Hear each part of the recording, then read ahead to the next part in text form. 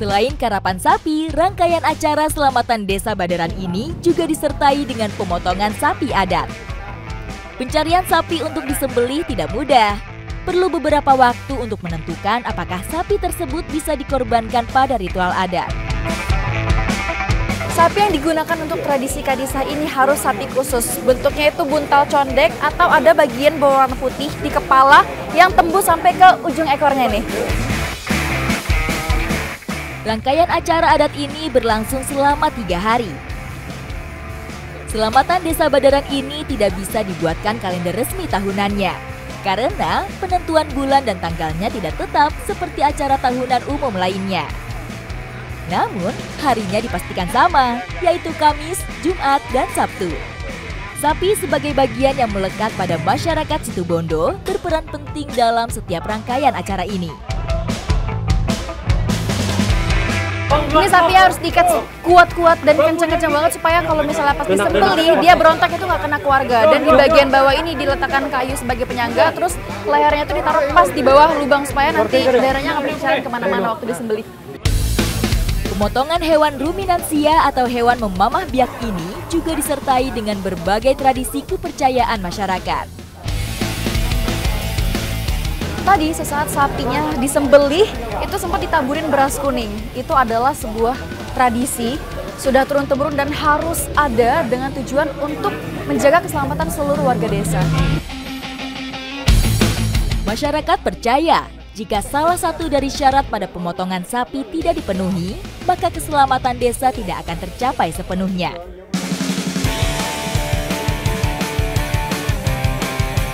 Setelah dipotong, bagian-bagian sapi selanjutnya dibagikan kepada seluruh warga.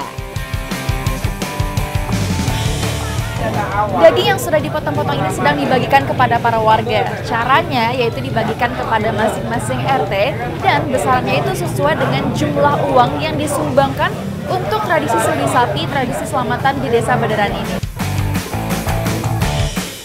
Karena sapi yang dipotong merupakan hasil swadaya atau sumbangan dari warga desa, pembagian ini dilakukan dengan adil dan merata, memastikan bahwa semua warga tanpa terkecuali mendapatkan bagian. Ini adalah simbol solidaritas dan kebersamaan masyarakat Desa Baderan.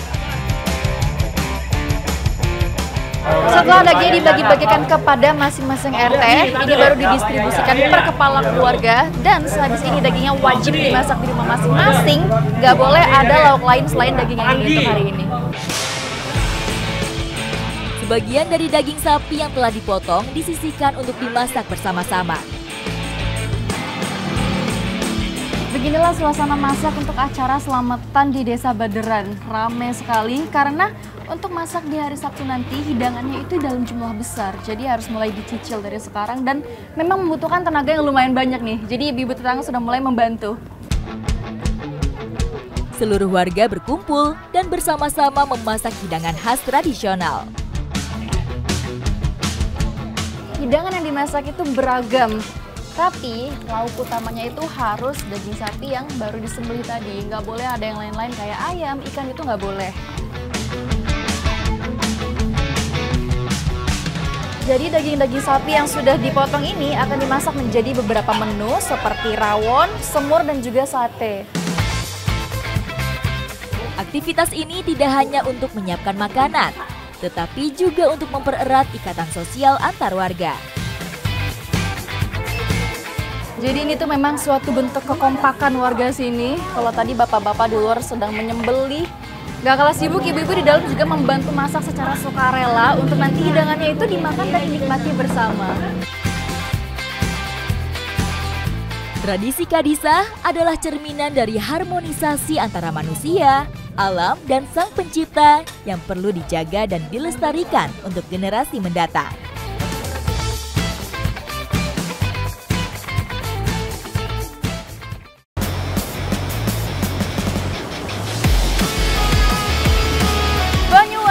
Terkenal dengan lanskapnya yang begitu luar biasa indahnya, mulai dari savana, daerah pegunungan, sampai dengan pulau-pulau tersembunyinya. Kali ini saya akan mengunjungi salah satu keindahan Banyuwangi yang luar biasa. Seperti apa keseruannya? Ikuti jejak saya, jejak petualang.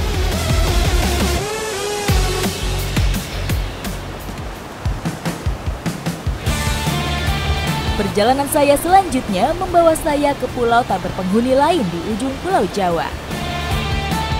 Pulau Bedil, sebuah pulau yang namanya masih asing di telinga kebanyakan masyarakat. Namun kabarnya memiliki pemandangan yang begitu memukau. Ombak hari ini besar banget ya Pak? Ya, agak lumayan kalau ombak pasian. Berarti kita belum bisa masuk ke Pulau Bedilnya? Nah, belum bisa, kita nunggu tambah guide lagi kita. Oke, karena Temannya gelombangnya... masih belum datang, yang dua. Karena gelombang hari ini besar sekali, jadi kita belum bisa masuk ke Pulau Bedilnya, sehingga kita harus menunggu teman guide lagi ya Pak, agar kita bisa masuk ke dalam.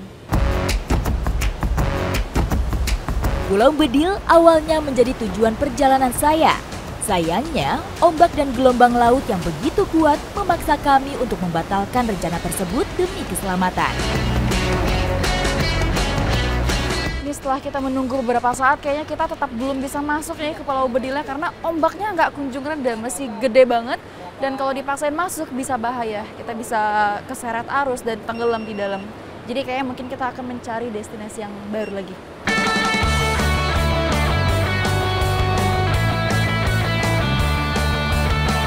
Awak kapal menjelaskan bahwa kondisi seperti ini sangat berbahaya untuk perjalanan laut. Terlebih untuk kapal-kapal kecil yang biasa digunakan untuk menuju pulau-pulau terpencil seperti Bedil. Wow!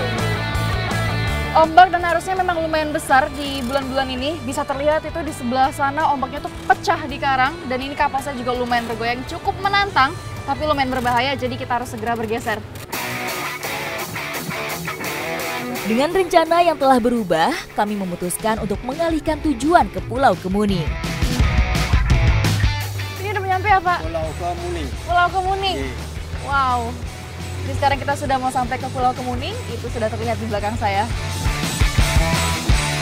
Setelah tiba di Pulau Kemuning, saya memulai perjalanan menuju pantai tersembunyi. Jalur yang harus saya tempuh cukup menantang. Saya berjalan kaki menyisir jajaran batu-batu karang yang besar, licin, dan tajam. Setiap langkah harus diambil dengan hati-hati untuk menghindari terjatuh atau terluka. Wow, pemandangannya cantik sekali di sini. Saya sangat-sangat terpana. Tapi lumayan mengerikan juga karena ombaknya besar sekali dan langsung menghantam ke batu karang yang ada di sini. Jadi tetap harus berhati-hati untuk bermain di sini. Namun, setelah perjuangan yang berat, saya akhirnya sampai di pantai tersembunyi tersebut. Air laut yang biru jernih mengundang saya untuk segera merasakan kesegarannya. Akhirnya saya sampai di hamparan pasir putih. Ini dia tujuan saya, Pantai Kurcaci.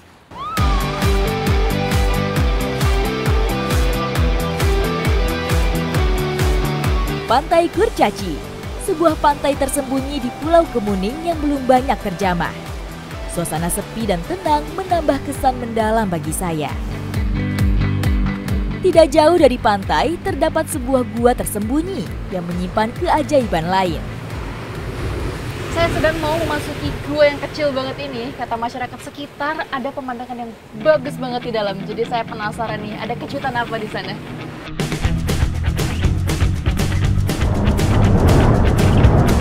Masuk ke dalam gua, suara deburan ombak yang menerpa batu karang terdengar begitu kencang, menciptakan suasana dramatis yang menegangkan. Untuk menuju ke spotnya, saya harus melewati deburan ombak ini. Begitu nih, kira-kira perasaan itu saya langsung lewat.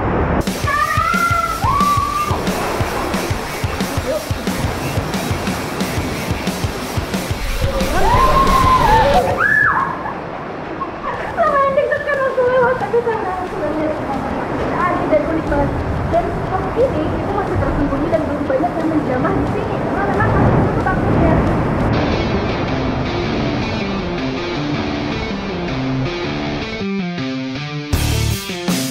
Sekarang ini saya datang di saat yang tepat pada saat sebelum, karena kalau pasang ini air bisa sampai atas itu kelihatan banget. Di balik pintu goa yang begitu sempit, ternyata terdapat pantai kecil serta tebing-tebing yang menjulang.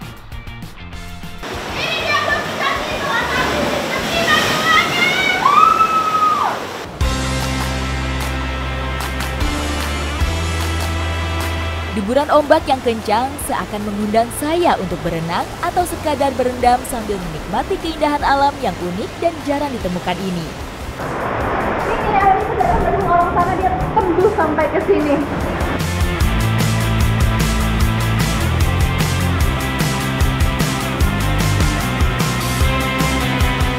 Saya rasanya kayak lagi main di pulau pribadi karena nggak ada orang sama sekali di sini.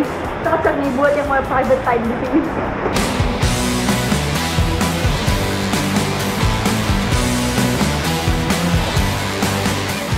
Keindahan pulau-pulau dan pantai tersembunyi di Banyuwangi menawarkan pesona alam yang luar biasa. Menjadi bukti bahwa daerah ini adalah surga tersembunyi yang menunggu untuk dijelajahi. Ikuti jejak saya, jejak petualang.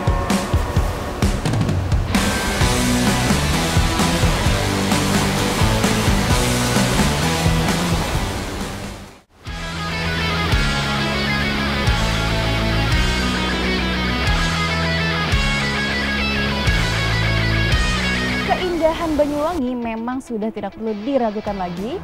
Salah satunya keindahan bawah laut Pantai Bangsering. Nah, ini yang menjadi daya tarik para pelancong termasuk saya. Ikuti jejak saya, jejak petualang. Banyuwangi, daerah yang terkenal dengan keindahan alamnya, menyimpan banyak destinasi eksotis yang menunggu untuk dijelajahi. Pantai Bangsering jadi salah satu destinasi favorit wisata pengunjung. Namun, kurang lebih 20 km dari bibir Pantai Bangsering terdapat pulau lain yang menarik perhatian saya. Kami menyeberang menggunakan perahu motor menuju Pulau Tabuhan. Perjalanan laut ini memakan waktu sekitar 20 menit. Pulau Tabuhan terlihat semakin dekat, sebuah pulau kecil yang dikelilingi oleh pantai berpasir putih dan air laut yang begitu jernih. Itu dia, pulaunya sudah mulai kelihatan karena jaraknya memang tidak terlalu jauh dari Pantai Bangsering dan saya tidak sabar untuk segera sampai ke sana.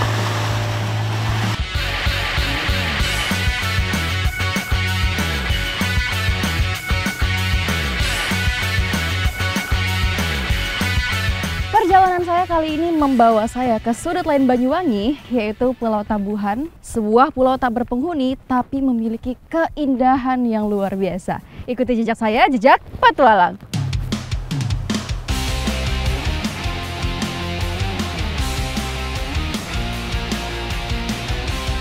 Sekarang waktunya saya untuk menikmati keindahan alam bawah laut di Pulau Tabuhan.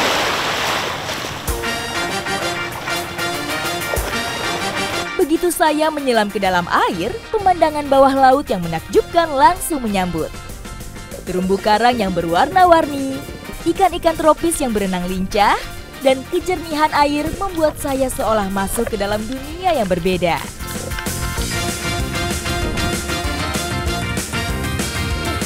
Ternyata sealan tujuan saya ke Pulau Tabuhan ini. Pemandangan bawah lautnya bagus banget dan juga karangnya masih besar-besar. Dan biotanya juga banyak banget, ada bintang laut, ada ikan, warnanya cantik semuanya. Saya menghabiskan beberapa jam menyelam dan menikmati keindahan alam bawah laut. Setiap sudut terumbu karang menyuguhkan pemandangan yang berbeda, mulai dari formasi karang yang unik hingga berbagai jenis biota laut yang jarang ditemui. Snorkeling di Pulau Tabuhan memberikan pengalaman yang begitu memuaskan bagi pecinta alam bawah laut.